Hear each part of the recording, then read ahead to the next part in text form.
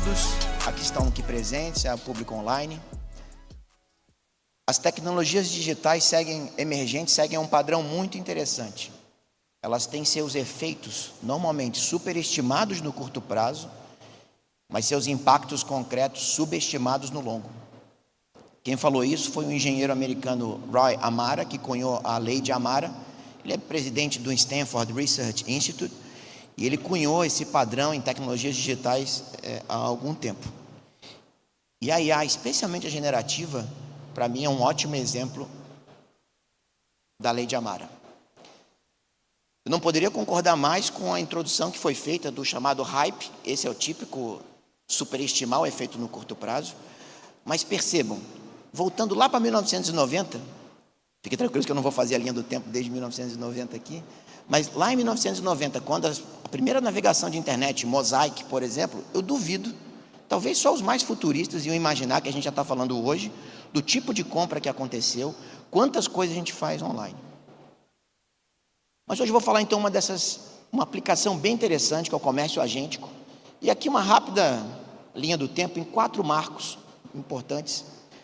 Claro, antes comércio presencial, estou chamando aqui de 1958, na verdade isso aqui é milenar que faz comércio, mas aqui eu estou botando as primeiras compras com cartões. A gente vai para 1994, o comércio eletrônico começa mais forte, ainda com uma experiência muito limitada. Basicamente você navegava, você pedia coisas, mas às vezes os métodos de pagamento, inclusive, nem online eram. Em 2008, começa o comércio móvel, smartphones, e agora é o comércio com IA. Vou trazer um pouco de detalhes, como é que foi a primeira compra. Eu tive o privilégio de participar, nossas equipes do Banco do Brasil, nossa parceria, nosso parceiro Visa, foi a primeira compra no Brasil feita, depois eu dou detalhes, mas aqui eu quero chamar a atenção de 3 grandes marcos tecnológicos que aconteceram. O primeiro foi a internet, o segundo, 4G, que é o que possibilitou a economia de aplicativos. Lembrando que antes 4G não tinha aplicativo, você usava celular, você até se comunicava via SMS, mas a economia de aplicativos surgiu depois de 4G. E agora a IA generativa, não só para usos empresariais, mas para o cotidiano. Eu fiquei impressionado, os brasileiros são mais de 50 milhões de acessos, por exemplo, ao GPT. Psicólogo online, dicas de viagem, dicas de como tratar os filhos, enfim, eu vi assim, a curadoria de consultas é muito impressionante. Mas antes de passar para os detalhes da transação, só para nivelar um pouco nossa visão, o que seria o comércio com IA? Basicamente, agentes realizando com algum grau de autonomia, e esse grau de autonomia é o que a gente vai mostrar as nuances e variantes, envolvendo 3 grandes etapas: a descoberta, o checkout em si e a gestão do pedido. Ou seja, depois de comprar, o tracking, a seguida, a devolução, reclamações envolvendo. Isso daqui seria basicamente, na nossa visão, o comércio com IA. Tá? Agora, por que isso importa tanto para pagamentos? Não sei se todos já refletiram a diferença de crescimento, desenvolvimento, evolução e transformação. Crescimento, basicamente, é um aumento quantitativo de alguma métrica. Altura, quilos, reais. É o que, por exemplo, muitas vezes uma criança acontece durante a sua infância. Ela cresce, simplesmente. Outra coisa é o desenvolvimento, quando você agrega novas capacidades. Você melhora algumas coisas. Então, uma criança pode melhorar nos seus estudos de matemática. A evolução é uma melhoria orgânica, progressiva ao longo do tempo. Normalmente envolve a adaptação dos neandertais ao Homo sapiens. E a transformação é uma evolução, só que acelerada com intencionalidade. E aqui a gente está falando de uma revolução. Não estamos falando de um crescimento, não estamos falando de desenvolvimento, muito menos de evolução, porque está sendo quase da noite para o dia. Por que isso importa tanto para pagamentos? Porque basicamente desafia hoje o arranjo de pagamentos que existe, tanto em fraudes, na interface, vai mexer com a audiência digital de grandes players de e-commerce, tanto é que os grandes players de e-commerce estão trabalhando no seu comércio agêntico também, porque imagina, vamos fazer um paralelo aqui com quando a gente vai num shopping físico. Você pode basicamente ter 3 grandes casos de uso quando você vai num shopping físico comprar algo, tirando se alimentar. Você já pode saber o que você quer comprar. Quero uma camiseta da Osklen. Você vai na loja Osklen, você experimenta, vê se funciona, não funciona, se o preço está legal, você compra. Segundo caso de uso, só quero passear, talvez eu compre algo. E aí o layout das lojas, todo o arranjo logístico de um shopping é feito para você maximizar a chance de você comprar algo. E o terceiro é, preciso comprar uma camiseta, ainda não sei qual loja eu vou comprar. E aí você vai vendo as opções. Quando a gente vai para o mundo online, vejo que esses 3 casos de uso, tirando o segundo, que é passear, e por isso que TikTok e outras aplicações também estão fazendo seu comércio, que seria o paralelo ao segundo caso, você está simplesmente se entretendo e talvez você compre algo. Mas o primeiro e o terceiro caso de uso, no ambiente online é muito característico. Então imagina, quero comprar um livro e já sei qual livro eu quero. Você entra no e-commerce, você busca aquele livro e você compra. No terceiro, estou querendo ler algo, deixa eu dar uma olhada quais livros bons eu posso ler. Veja que o comércio agêntico tem o potencial de roubar a audiência digital dos grandes players de e-commerce. Porque seria muito mais interessante você estar numa aplicação mais generalista, você está interagindo sobre tudo, e ali, a partir dali, vinham as recomendações ou item de compra.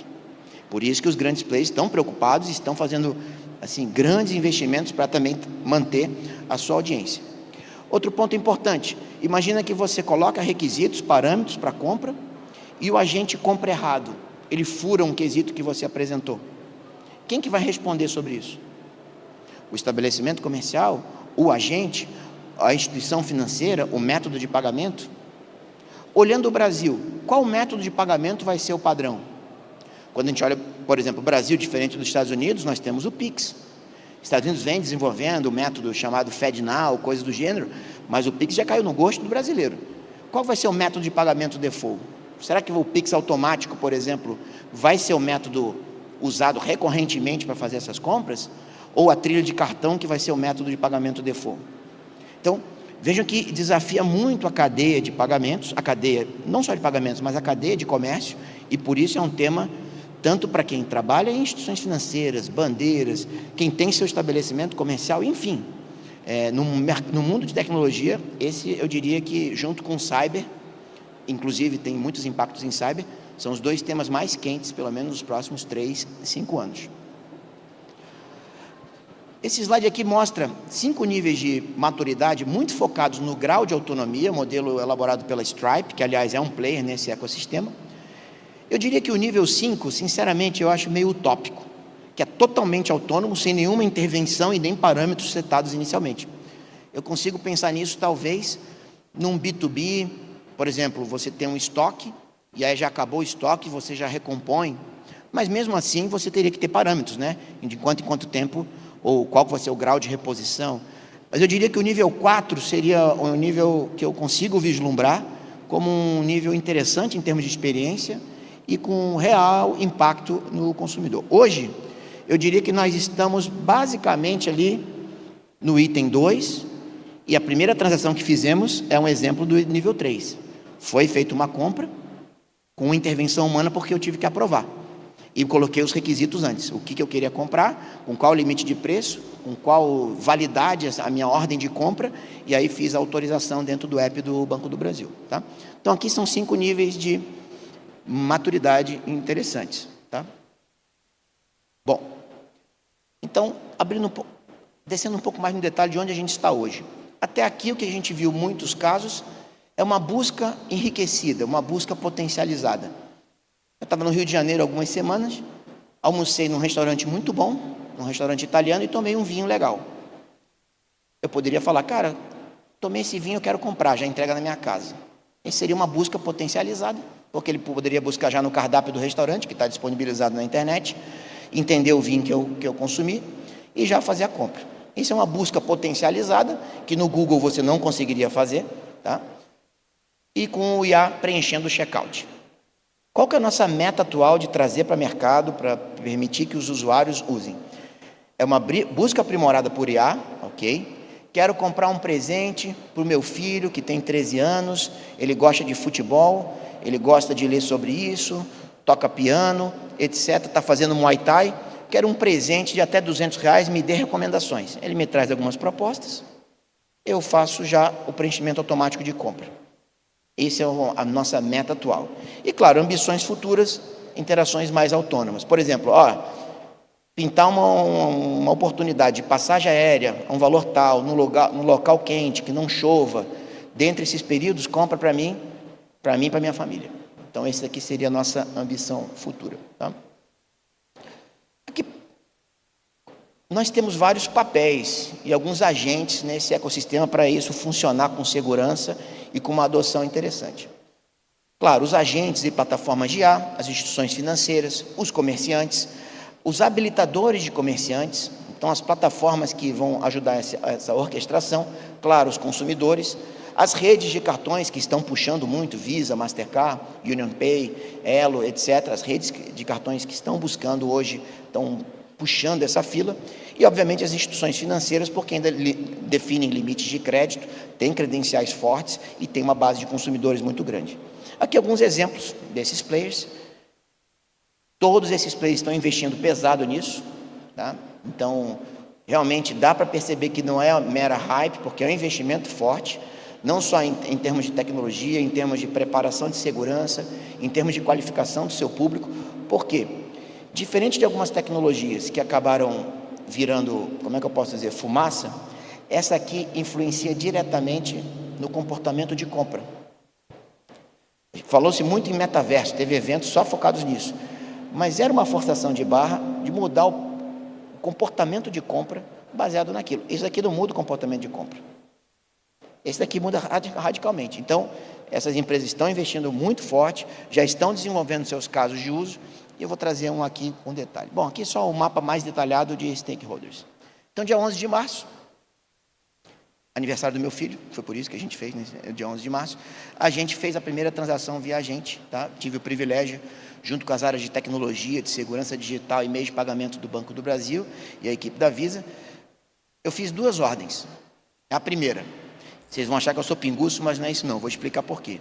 Compre uma caixa de Heineken, até R$100, entregue até amanhã no meu escritório e ponto. Meu cartão tokenizado, isso foi o que eu especifiquei. Não falei se era latinha, não falei se era long neck, não falei se era garrafa grande. Falei uma caixa de Heineken, até R$100, então provavelmente garrafa 600 não seria. E para entregar no dia seguinte no meu escritório. Esse foi o nosso prompt. Tá? E a segunda ordem foi, compre um Macallan 12 anos por até R$800. Mesma coisa, entregue amanhã no nosso escritório. Então, a segunda ordem não foi executada, não se encontrou um Macallan 12 anos abaixo de R$800 nos estabelecimentos credenciados. A caixa de Heineken foi comprada. Por que a gente comprou 2 bebidas alcoólicas? Para a gente comemorar na equipe, né? A grande inovação foi a gente não ter consumido ainda as cervejas, mas a gente vai consumir daqui a pouco. Então, basicamente, qual foi o fluxo aqui? Tá? O agente de IA, que é a plataforma da Visa, VIC, tá? Enviou, primeiro, estabelecimentos credenciados. Por exemplo, essa cerveja foi comprada no Pão de Açúcar. Eu não especifiquei o estabelecimento. Ele rodou estabelecimentos que estão credenciados à rede Visa e ele encontrou uma ordem que atendia os quesitos, que entregasse até o dia seguinte o meu escritório lá em Brasília. Tá? Então, feito isso, verificou os quesitos, enviou para o banco o pedido de autorização, de autenticação. Sou eu, esse cartão é meu, e eu recebi a notificação no app BB, isso aqui é um parâmetro, isso inclusive é algo de experiência que a gente está desenvolvendo, quais autorizações, quais autenticações vão ser feitas. O banco retornou a Visa, resposta autorizado. Visa solicitou o cadastramento do passkey, biometria.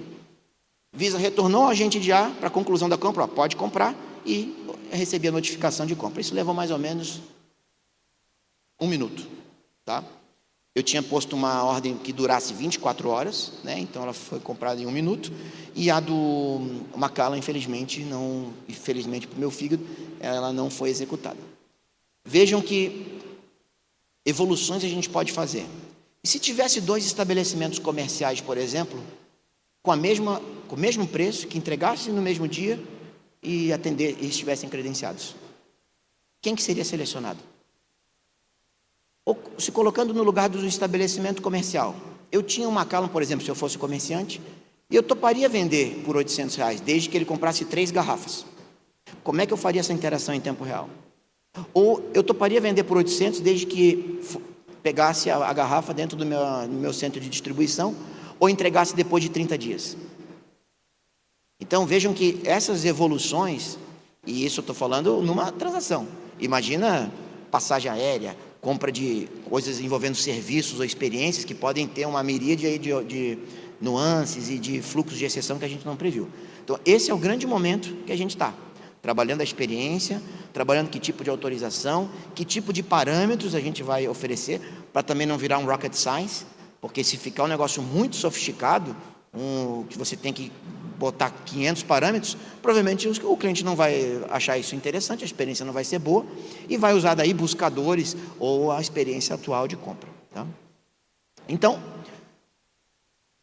um capítulo também muito importante nesse assunto são as questões regulatórias e proteção ao consumidor. O CMA de UK, que é a Autoridade de Mercados e Competição, tá? É como se fosse o CAD britânico. Ele publicou basicamente 4 diretrizes. Eu vi aqui que tem uma repetida, mas transparência, não empurre produtos ruins ou enviesados para o cliente quando você usa a gente, informe com bastante propriedade e correção qual etapa da compra está sendo executada por a gente, e por fim, aprenda e corrija rápido se der um problema. Não basta corrigir o problema, você tem que corrigir rápido. Então, fluxo de contestações, fraudes, você vai ter que corrigir mais rápido do que em outras experiências. Essas são as 4 diretrizes, e que, como para muitas coisas, os reguladores brasileiros se inspiram na Inglaterra, especialmente nesse mundo de pagamentos, eu aposto que essas 4 diretrizes se transformarão, talvez, na essência da regulação no Brasil, que ainda não existe, um detalhe sobre isso. Mas alguns dos detalhes específicos para o Brasil, para o comércio agêntico ganhar adoção e velocidade. Primeiro, LGPD, Open Finance. Vamos usar o motor de consentimento do Open Finance para fazer o comércio agêntico? O iniciador de pagamentos, o ITP, quem que vai ter a licença? Será que vão ser as plataformas de IA, os próprios estabelecimentos comerciais? Ou não? Isso muda muito, inclusive, a parte de experiência de usuário, né? Outro ponto importante, como eu comentei, do Pix. Inglaterra não tem o Pix, UK não tem Pix, a gente tem. Então, UK, o que está sendo concebido para comércio agêntico é basicamente em rede de cartões. Aqui, como é que a gente vai lidar com isso? O cartão, você tem tokenização, você tem uma mecanismo de segurança. Como é que o Pix? Por isso que o ITP é importante. Então, o ITP entra se formos usar a trilha Pix para esse comércio agêntico default. Tá? Então, alguns exemplos típicos no Brasil. Aqui eu detalho um pouco mais, né? Então, 3 provocações para o mercado brasileiro, que é bem diferente do mercado gringo nesse aspecto, por conta de, especialmente, Open Finance, que tem uma adoção diferente da Inglaterra, e Pix e pagamentos instantâneos. Olhando os próximos passos, para a gente ter essa adoção massificada, o que a gente está trabalhando? Basicamente em 6 itens. Tá? Não vou ler um a um, mas a iniciação de transação, então, o que a gente está olhando em termos de experiência, a experiência, o consentimento, a autenticação. Então, que tipo de parâmetros nós vamos colocar? Que tipo de... Um exemplo, como eu comentei, pode ser que a gente, na ordem de um critério de desempate de 2 estabelecimentos, eu opte para, olha, compre de quem eu já comprei. Ou compre de quem tem uma melhor reputação no mercado. Reputação é um construto. Então, o que significa reputação?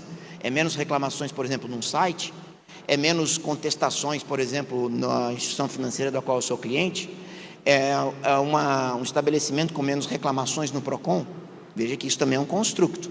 Mas é bem interessante, não sei se vocês concordam. Em critério de empate, compre em quem vai me dar menos dor de cabeça. E isso é uma coisa bem razoável de imaginar que o cliente faria isso. Ou, compre de quem eu já comprei mais vezes. Compre de quem eu comprei por último e fiquei satisfeito. Se tiver empate em 2 estabelecimentos com o mesmo preço, faça um mini leilão, faça uma contra-oferta por 5% de desconto.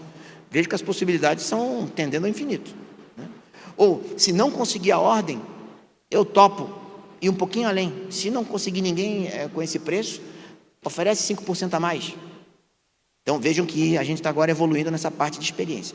A parte de segurança, fraude, disputa, como eu comentei, e se o agente errar e fizer uma compra, por exemplo, a Heineken, em vez de ser R$80 mais ou menos, que foi, se eu não me engano, fosse 150 e tivesse executado a compra, de quem seria a responsabilidade?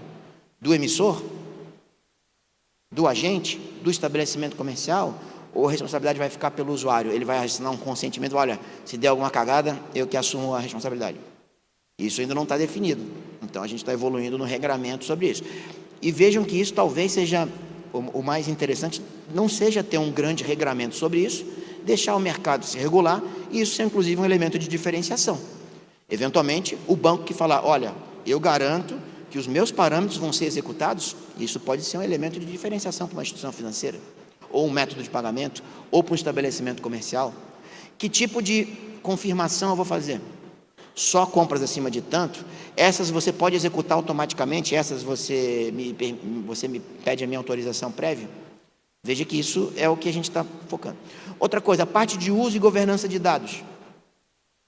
Eu dei aquele exemplo do presente. Imagina que eu quero fazer o seguinte, eu quero dar um presente para o Davi Bramon.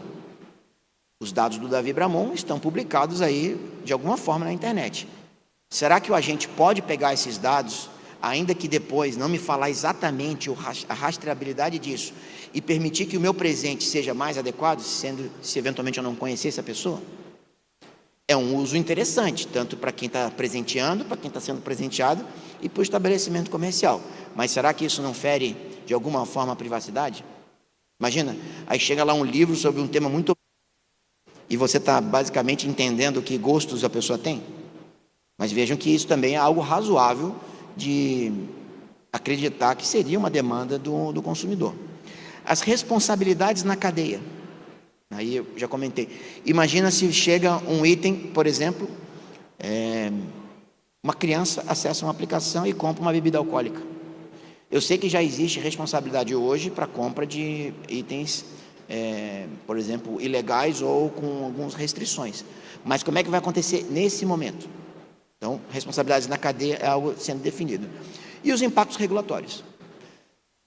Aí é uma visão muito pessoal, não é a visão do Banco do Brasil, mas uma visão de quando existe uma tecnologia com grande potencial, menos é mais no começo. É melhor você ter menos regulação, deixar o mercado nos seus primeiros passos, um ou outro guardrail muito assim, muito elementar, muito essencial para evitar uma tragédia ou algo do gênero, ou evitar que o mercado depois não volte atrás, né?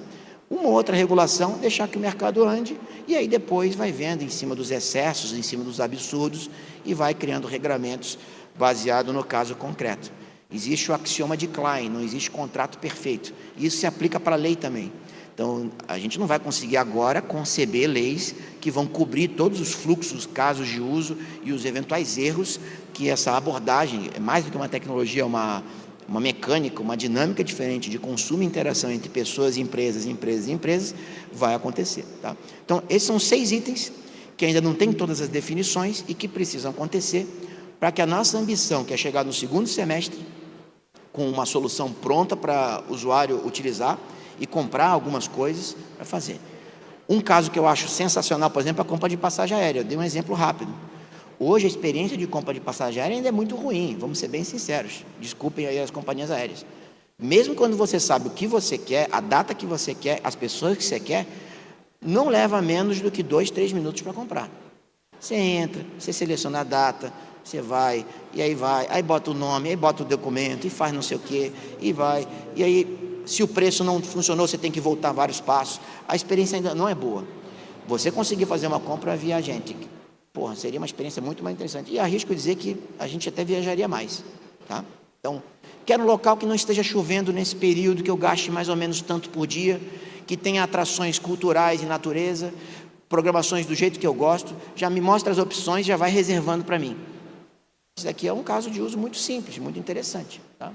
E está plenamente alcançável com o comércio agente. Agora, depois de dar essa pincelada aqui de o que foi a primeira compra, de como é que é o comércio, um capítulo muito interessante, que é estabelecimento comercial, pequeno ou grande comerciante, como é que eu aproveito melhor essa onda? Como é que eu me preparo para essa nova era? Essa é uma conversa que a gente pode deixar para depois, porque tem muita oportunidade, mas as empresas precisam se preparar. Tem muita empresa que, se o comércio agente estivesse hoje já em plena adoção, praticamente veria sua venda digital cair a zero. Tá? Então, tem bastante coisa para se preparar. Aqui estão meus contatos, agradeço muito, foi um grande prazer.